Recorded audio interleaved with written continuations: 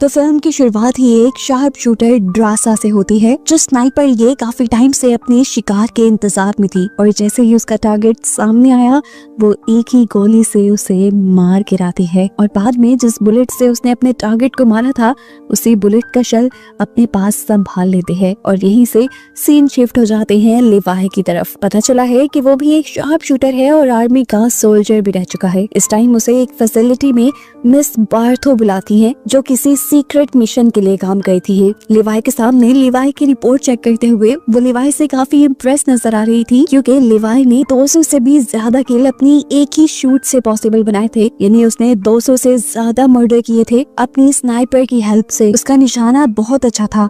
अब वो लिवाई से कुछ बातें करती हैं और उसे अपने सीक्रेट मिशन के लिए हायर कर लेती हैं। दूसरी तरफ दोबारा हमें ड्रासा को दिखाया जाता है जो रशिया में अपने डैड के पास आई है। ड्रासा एक बाउंटी हंटर है, यानी पैसों के लिए वो दूसरों को मारने का काम करती है, लेकिन उसके बाद उसे अपने किए पे काफी पछतावा होता है। वो हर साल उन बुलेट्स के शेल अपने डैड को लाकर देती थी जिनसे उसने अपने टारगेट्स को मारा था, ताकि उसका दुख थोड़ा हल्का हो जाए।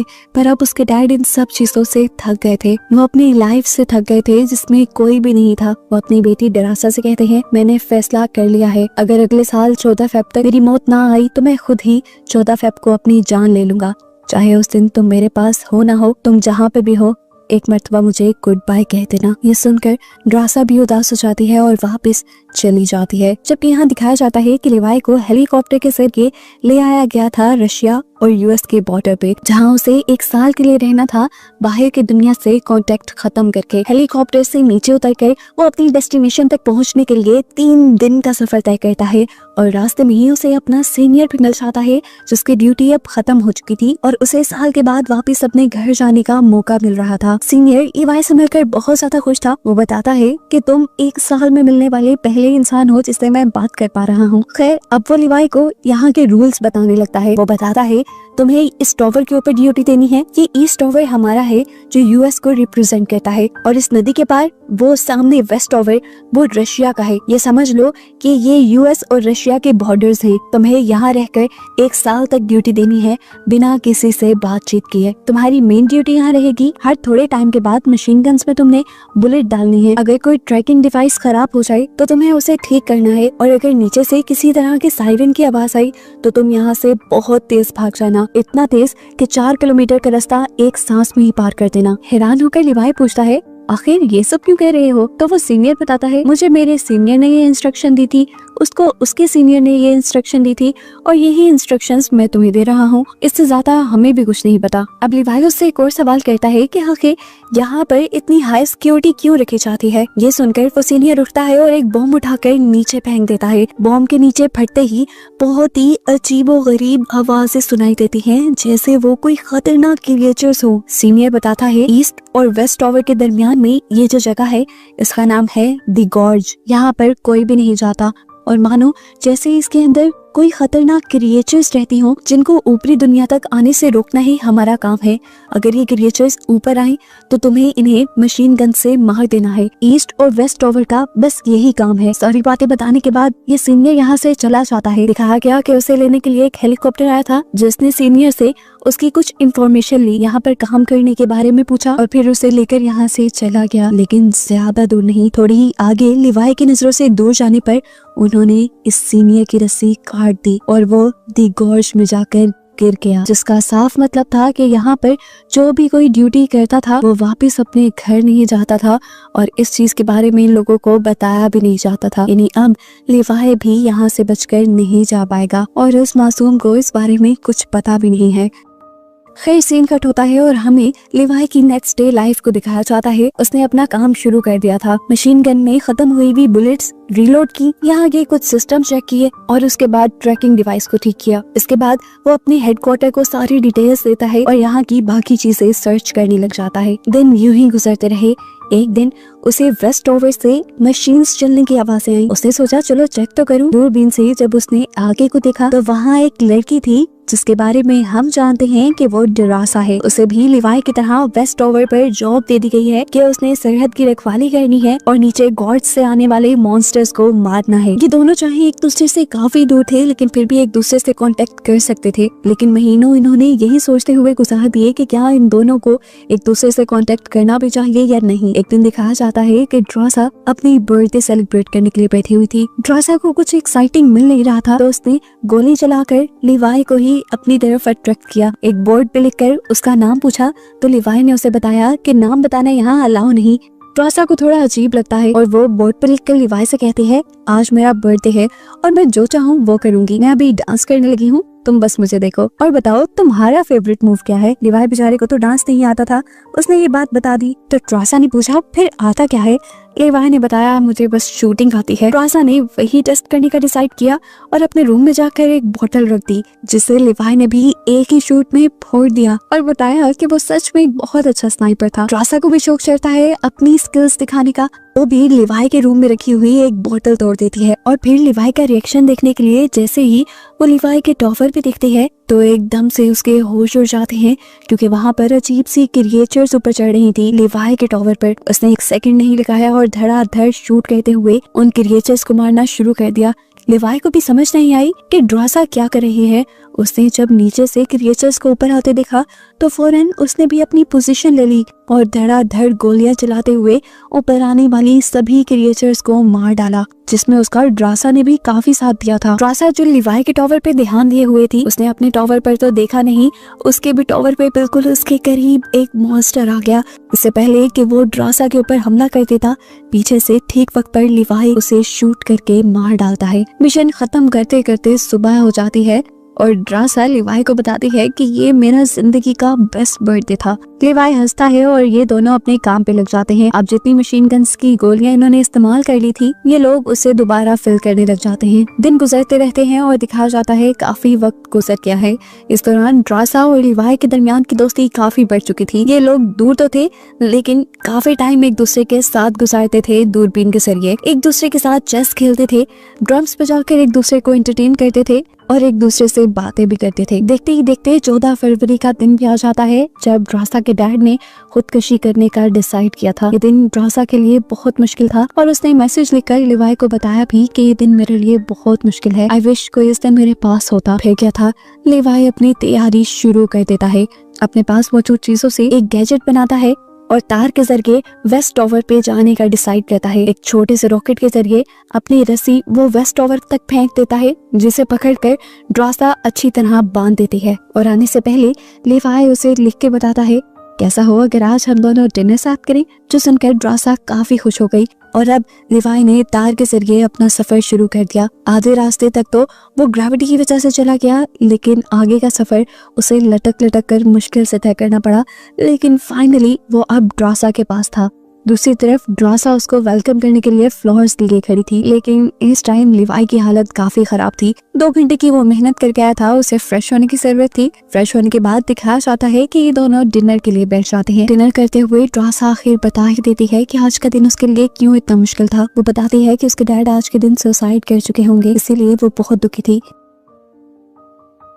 ड्रासा का ध्यान भटकाने के लिए लिवाई उसे अपनी बैकग्राउंड स्टोरी बताने लगता है कि उसके डैड, ग्रैंडपा सारे ही सोल्जर्स थे। बातें करते हुए ये लोग डांस करना शुरू कर देते हैं और काफी टाइम एक साथ गुजारते हैं। लिवाई ने रात यहीं गुजारी और सुबह होने पर वापस जाने के लिए अपनी तार से लटक गया, लेकिन गलती से ये तार उसके टॉवर वाले माइन से टकरा गई और बम ब्लास्ट होने की वजह से वो तार टूट गई और लिवाई जाकर सीधा दी गॉर्ज में गिर गया। लिवाई की जान बचाने के लिए ड्रासा भी कुछ पैराशूट्स और गन लेकर दी गॉर्ज के अंदर जंप कर देते हैं, जो पानी से भरा था। इस पानी के अंदर अजीब येलो लाइट थी और हर जगह अजीबो गरीब चीजें थी। इस टाइम लिवाई एक दरख्त से उल्टा लटका हुआ था और उसके ऊपर काफी सारे पाँव वाला एक बड़ा सा क्रिएचर हमला करने के लिए आ जाता है, जिसे लिवाई अपनी गन से शूट करके मार तो देता है, लेकिन इस सब में दरख्त की वो शाख भी टूट जाती है जिसके साथ वो लटका हुआ था।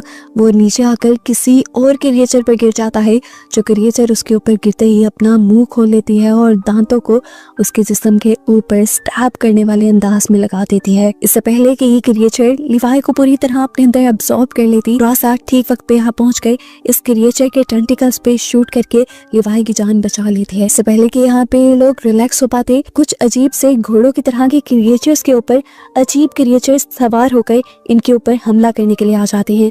यहाँ पर जो भी क्रिएचर थी वो अपनी असली हालत में नहीं थी। ऐसा लग रहा था कि मानो ये सारी क्रिएचर्स दो या तीन चीजों का हाइब्रिड हो। जिस तरह ये घोड़े, इनके अंदर से अजीब टेंटिकल्स निकल रहे थे और उनके ऊपर जो इंसान थे वो किसी दरख्त और इंसान की शक्ल के थे। ये दोनों अपनी जान बचाने के लिए अपनी गन्स तान लेते हैं और अपने सामने आने वाले सभी दुश्मनों को मारते हुए आगे बढ़ने की कोशिश करते हैं। बेसिकली तो इनको यहाँ से वापस अपने टॉवर्स पर जाना था, लेकिन ड्रासा नीचे आते हुए अपनी वो डिवाइस खो चुकी थी जो रस्सी के जरिए इनको ऊपर की तरफ खींचती थी। ना चाहते हुए भी इन्हें इस गॉर्ज के अंदर ही आगे बढ़ना पड़ता है, जहां हम देखते हैं कि पहले जो धुंध इनके इर्द गिर्द येलो कलर की थी वो अजीब तरीके से ब्लू कलर में बदल जाती है और इन्हें यहाँ पर एक फैसिलिटी दिखाई जाती है जो एक साइंटिस्ट की थी जिन्होंने पहली मर्तबा बॉम्ब बनाया था। इस फैसिलिटी के इर्द गिर्द पूरी एक कम्युनिटी भी थी। ड्रासा और लिवाई ये देखकर हैरान थे कि ऐसे एक पूरी कम्युनिटी तबाह हो सकती है। चारों तरफ इन्हें खतरा ही महसूस हो रहा था, जिससे बचने के लिए ये लोग एक चर्च के अंदर चले गए, लेकिन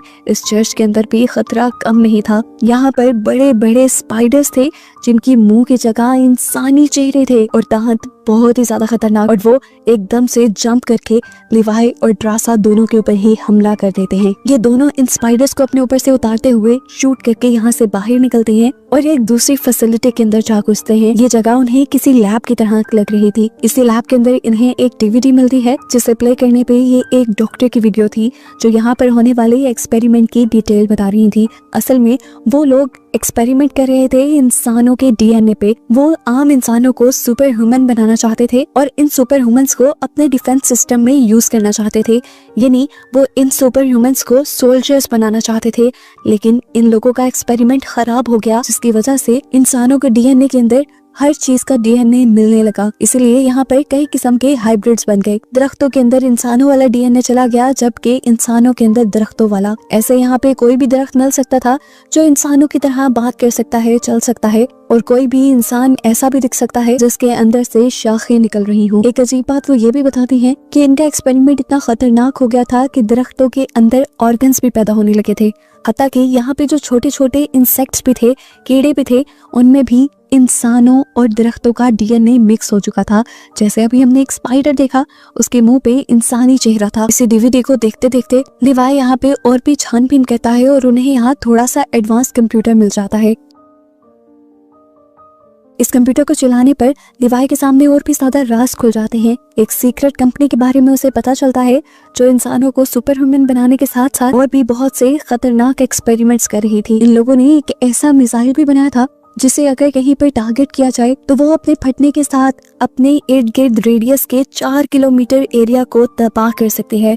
ये पढ़कर वो समझ गया था कि आखिर उसके सीनियर्स क्यों किसी सायरन के बजने पर उसे 4 किलोमीटर दूर तक भागने को कह रहे थे। वो इसी मिसाइल के फटने की बात करते होंगे। हो ना हो लिवाई को समझ आ गया था कि ये मिस बार्थो की फैसिलिटी है और वही अपने इन खतरनाक एक्सपेरिमेंट्स को दुनिया से बचाने के लिए ड्रासा और लिवाई जैसे सोल्जर्स को हमेशा ईस्ट और वेस्ट टावर पर हायर करके रखती थी, जो गॉड से आने वाले हर मॉन्स्टर, हर क्रिएचर को मारकर दुनिया को उनकी सच्चाई से दूर रखे। यहाँ पर मौजूद चीजों से ये लोग पता चला लेते हैं कि इन एक्सपेरिमेंट के पीछे गवर्नमेंट का कोई हाथ नहीं, ना ही रशियन गवर्नमेंट का और ना ही यूएस गवर्नमेंट का। इन्हें पता चलता है कि मिस बार्थो यहाँ का सारा काम ड्रोन्स के जरिए करवाती थी, लेकिन फिर भी सारे काम ड्रोन्स और रोबोट नहीं कर सकते थे। जिस तरह ट्रैकिंग डिवाइस चेंज करना, मशीन गन में गोलियां भरना, इस तरह के कामों के लिए उन्हें इंसानों की जरूरत होती थी। इसीलिए ड्रासा और लिवाई यहाँ थे आज। सारी सच्चाई रियलाइज होने के बाद ये लोग फौरन यहाँ से भागने की कोशिश करते हैं, लेकिन उसी दौरान इनके इर्द गिर्द कुछ क्रिएचर्स घेरा बना लेती हैं और इन्हीं का गुमा हुआ वेपन्स का बैग इनके सामने लाकर रख देती हैं। ये इन मॉन्स्टर्स की चाल भी हो सकती थी, लेकिन ड्रासा और लिवाई ने अपना बैग लेने का फैसला किया, क्योंकि अगर इनके पास गन ही ना होती तो ये लोग आगे लड़ते क्या। अब ड्रासा जैसे ही उस बैग को पकड़ने के लिए आगे बढ़ती है तो कोई आदमी उसके पाँव को अपने ट्रैप में बंद करते हुए उसे खींचते हुए एक और जगह पे ले जाता है जो रेड जोन थी।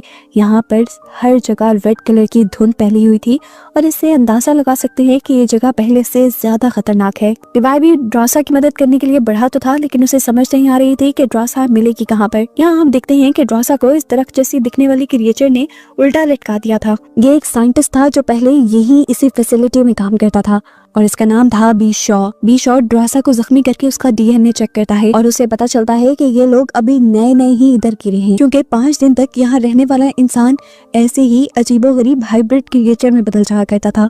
अब ड्रासा तो इस क्रिएचर को अपने लिए खतरा समझ रही थी, इसलिए उसने अपने आप को छुड़वा कर यहाँ इस क्रिएचर के साथ लड़ाई शुरू कर दी। लड़ते हुए ड्रासा के हाथ यहाँ एक नुकीली चीज पे लग जाती है, जिससे बार बार वो इस इंसान नुमा दरख्त के ऊपर हमला तो करती है, लेकिन इन्हें मारना तो जैसे इम्पॉसिबल था। वो बताता है कि मैं इंसानों की तरह ऑक्सीजन से भी सांस ले सकता हूँ और एक दरख्त की तरह कार्बन डाइऑक्साइड भी ले सकता हूँ। इससे पहले कि अब वो ड्रासा के ऊपर हमला करके उसे खत्म कर देता, पीछे से लिवाई एंट्री करता है, दूर से ही उसके ऊपर शूट करता है और उसके बाद आग लाकर उसकी सारी जड़ों को आग लगा देता है। अब ये लोग वापस जाने का फैसला करते हैं, लेकिन यहाँ से दूसरी तरफ जाना तकरीबन नामुमकिन के बराबर था। इस जगह पे एक अजीब सा जाल फैला हुआ था जो ह्यूमन और प्लांट के डीएनए से बना था। इस जाल के अंदर बहुत सारे ह्यूमन ऑर्गन्स भी थे और साथ ही साथ दरख्तों की जड़ों की तरह ये एक नेटवर्क की तरह फैला हुआ था। सिंपल लैंग्वेज में कि इंसान और दरख्त यहाँ पे आपस में कनेक्टेड हुए थे। अब खतरा तो इन्हें मोल लेना ही था। ये लोग एंटर कर लेते हैं उस जाल के अंदर और आहिस्ता आहिस्ता कदम आगे बढ़ाते हुए ये लोग किसी तरह इस जाल को पार कर ही रहे थे, लेकिन एकदम से ड्रासा का पाँव एक गलत जगह पर रखा गया। ऐसे ही जड़ों वाला इंसानी प्लांट एक्टिवेट हो जाता है और फौरन ड्रासा के ऊपर हमला कर देता है। इससे पहले कि प्लांट उस पर कुछ करते, लिवाई ड्रासा को खींच के निकाल के बाहर ले जाता है और इस प्लांट को अपनी फायर गन से जला देता है। यही रेड जोन में इन्हें फाइनली एक गाड़ी भी मिल जाती है जो इनके लिए तो एक तोहफा ही थी। ये लोग उसमें बैठकर गाड़ी चलाते हुए ब्लू जोन में आ जाते हैं। इसी कार के जरिए इन्होंने बहुत ही जल्दी ब्लू जोन को भी पार करके ये लोग येलो जोन में आ गए थे, जहां वो दरख्त की तरह दिखने वाले इंसान दोबारा इनके ऊपर हमला कर देते हैं। इससे लिवाई निपटता है, जबकि ड्रासा को वो रस्सी मिल जाती है जिसकी मदद से ये लोग ऊपर जा सकते थे, लेकिन इसके नीचे वाला गैजेट, इसीलिए ड्रासा इस रस्सी के साथ जीप को बांध देती है ताकि जीप की मदद से ये लोग ऊपर जा पाए। अब जैसे जैसे ये लोग ऊपर चढ़ रहे थे, गॉर्ज की क्रिएचर लगातार इनके पीछे पड़े हुए थे। वो इनको मारने की कोशिश कर रहे थे। ड्रासा और लिवाई दोनों इनसे लड़ते हैं, हारते नहीं।